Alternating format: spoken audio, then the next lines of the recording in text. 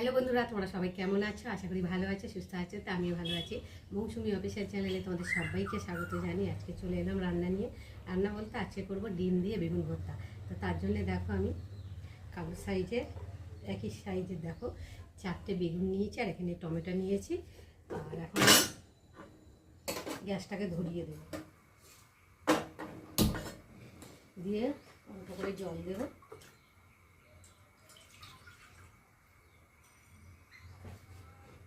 জলটা ততক্ষণ গরম হতে থাকুক, আর আমি এদিকে বেগুন কেটে নিই। যেহেতু আমি ছুরি দিয়ে কাটতে পারি না, ওই জন্য আমি বটি নিয়ে নিয়েছি। তো বটি দিয়ে আমি এখন বেগুনগুলোকে কেটে নেব।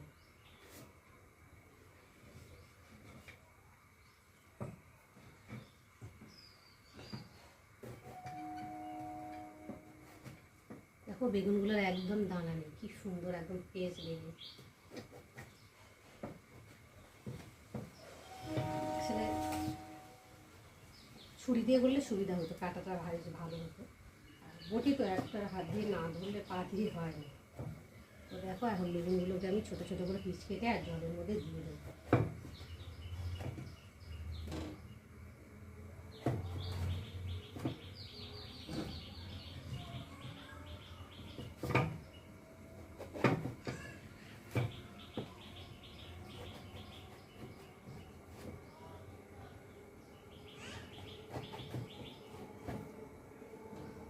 বেগুনের যে দাম, দেখো দিয়ে দিয়েছি, বেশি দেবো না, দুটো দিয়েছি তাই অনেকটাই হয়ে গেছে।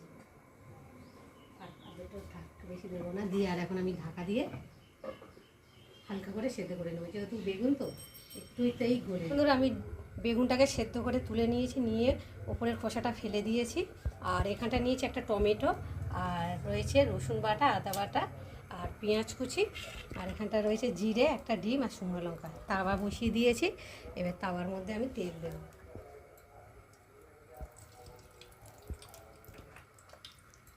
তেলটা দেখো গরম হয়ে এসেছে, আর এখন আমি দিয়ে দেবো জিরে ফোড়ন।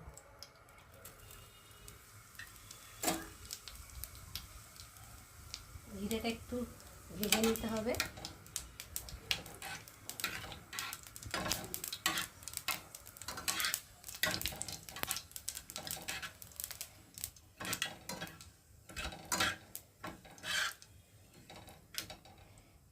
এবার জিরেটা একটু কালো কালো মতো হয়ে এসেছে, এবার আমি দিয়ে দেবো শুকনো লঙ্কা। শুকনো লঙ্কাটা আমি ছোটো ছোটো করে কেটে নিয়েছি।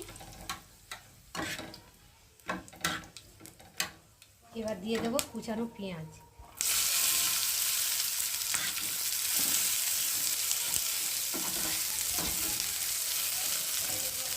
এবার দিয়ে দেবো পরিমাণ মতো নুন। নুন দিলে পেঁয়াজটা একটু তাড়াতাড়ি নরম হয়ে যাবে। দিয়ে দেবো হলুদ গুঁড়ো,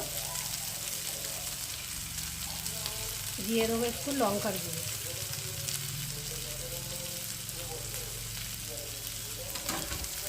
দিয়ে ভালো করে একটু ভেজে নেব।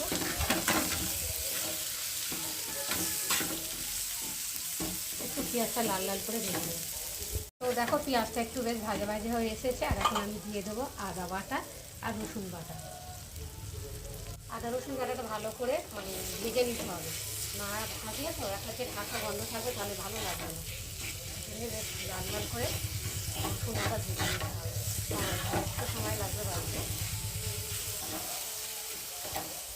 তো দেখো রসুনটা আর আদাটা বেশ একটু লাল লাল করে ভেজে নিয়েছি, আর এখন আমি দিয়ে দেবো একটা টমেটো কুচি। টমেটোটাও ভালো করে পেঁয়াজের সাথে কষিয়ে নেব, কষাতে কষাতে যতক্ষণ না টমেটোটা গলবে ততক্ষণ আমি কষাতেই থাকবো।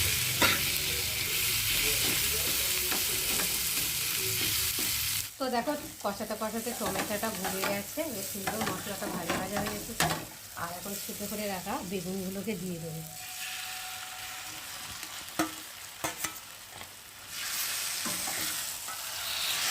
একটু ভালো করে নেড়ে দেবো।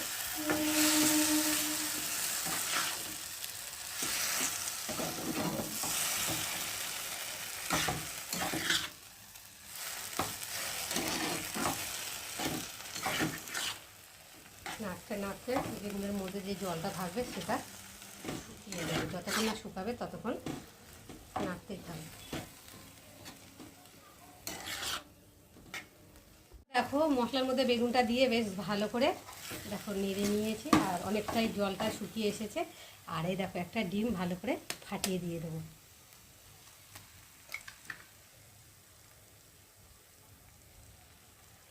দিয়ে এবার ভালো করে নেড়ে দেবো।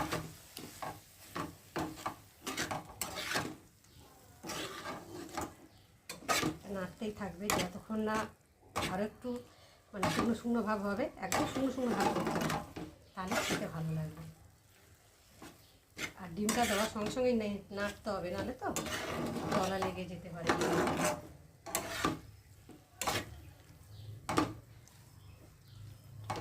তো দেখো বন্ধুরা, আমার বেগুন ডিমের ভর্তাকারি তৈরি হয়ে গেছে। আর কেমন হয়েছে তোমরা কিন্তু অবশ্যই কমেন্ট করবে, আর ভালো লাগলে লাইক কমেন্ট শেয়ার করো। আর আমার চ্যানেলে যদি নতুন হয়ে থাকো চ্যানেলটাকে সাবস্ক্রাইব করে দিও। আবার দেখা হবে তোমাদের সাথে অন্য কোনো ব্লগে, ততক্ষণ তোমরা তোমাদের খেয়াল রাখো। তোমরা আমার চ্যানেলটাকে সাবস্ক্রাইব করতে থাকো, আর আমি এদিকে দেখো ঢালতে থাকি। চলো তো চলো, এবার আমি বাটি করে করে তুলে নিই। যা হয়েছে না দেখতে, পুরো লোমনীয়।